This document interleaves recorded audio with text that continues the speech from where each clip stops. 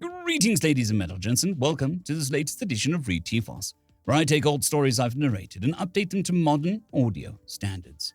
This particular story is called Peritite Slavers Get Too Close to Adorable Humans, You Won't Believe What Happens Next.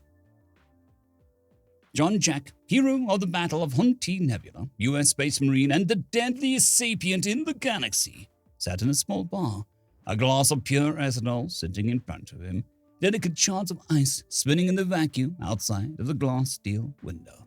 "It's hard, you know," he growled, his voice raspy. His eyes were on the view screen. A sad-looking Gulfrati male stood, his dozens of iridescent feathers flashing and drooping as he spoke about the tragedies occurring on Earth. The Qualian sitting next to John nodded sympathetically as John threw back the glass, trying to suppress a smile. John shot the smooth-skinned reptilioid a dirty look. "No, I can't imagine," it hissed, frills twitching in the air in amusement. John cursed himself inwardly. The Quillians developed stiff, immobile scales as they reached maturity.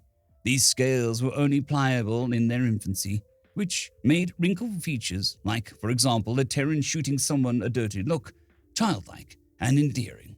John tapped the glass rim, and the Quillian hooted for the bartender. Those same scales made them inflexible and clumsy, at least by John's standards. The average Terran could scoop out a Quillian Blood Knight's eyes with their thumbs and suffocate them under the weight of their forelimb with minimum difficulty.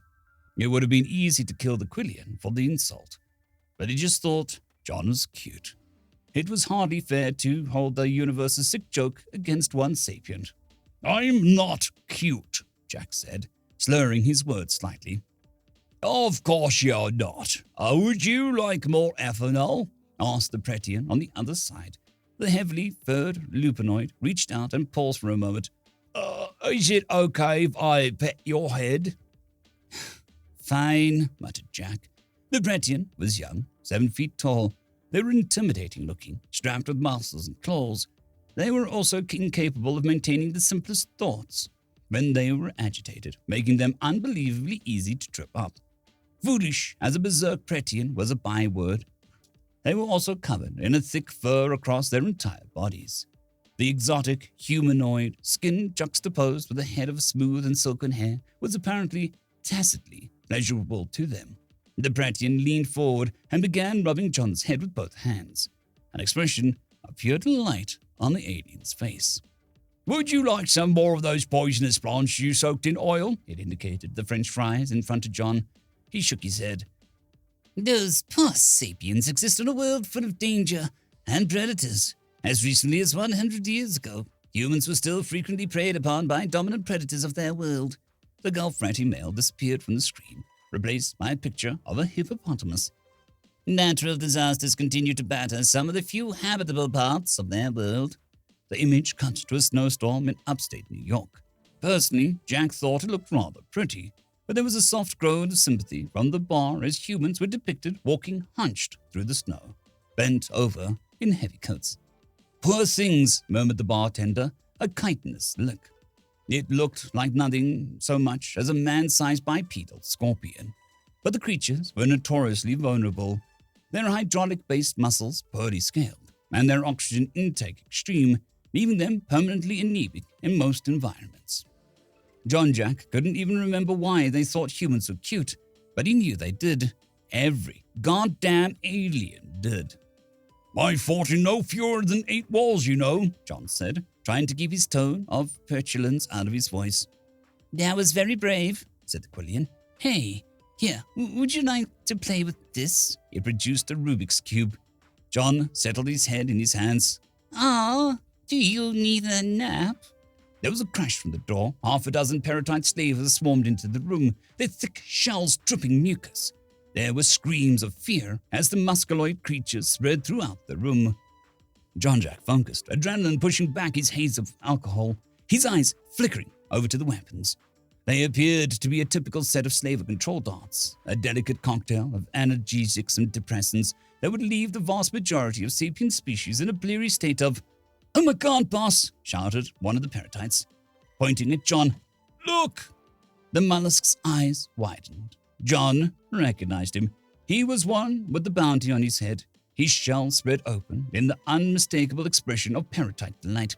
"Oh my God, Kralagarak! Get the camera! Get the camera!" The Peritite was standing next to John within a handful of seconds, grinning, one gooey tentacle raised in a crescent shape, the other on John's shoulder. Shell wide open, his second-in-command produced the holocamera. John's elbow cracked into the Peritite's boneless head, and it felt like a house of cards soaked in slime. The human continued the motion in a single smooth pirouette, twisting on the ball of his foot and grabbing a full glass of ethanol from the counter, scooping it up and hurling it into the face of the one with the gun-wielding Peritites. The snail shrieked as the salt on the rim stuck his skin, nasty blisters raising across it in a ring. John was already following it, leaping from the stool to the counter, kicking the fries into the face of the third Peritite, hot oil scalding the gooey creature. He leapt off the table, his heels cracking into the shelves of the two remaining armed Peritites, leaving the fine hairline fractures across the length of their bodies. This left the last Peritite staring, his mouth wide open. "Oh, I can't believe it," he wibbled cheerily. "Captain, I got the whole thing. It was hilarious."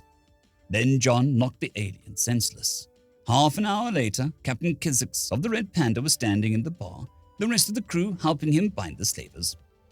"John," the octopoid frowned, skin flashing red and orange, tentacles coiled into tight circles, pressed into something equivalent to hips. "This is why I don't like when you go off to drink ethanol.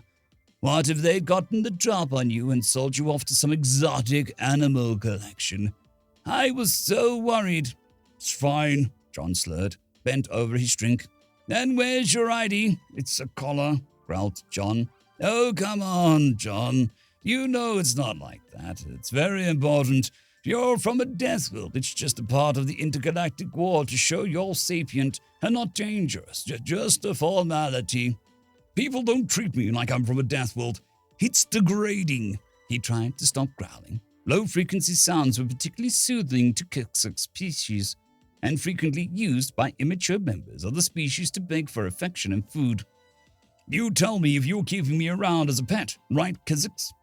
"Of course I would. And you're not a pet. You're a human, a good human. Who's a good human? Who's a good human?" Kizix ruffled and stroked John's hair. John didn't dignify the question with a response.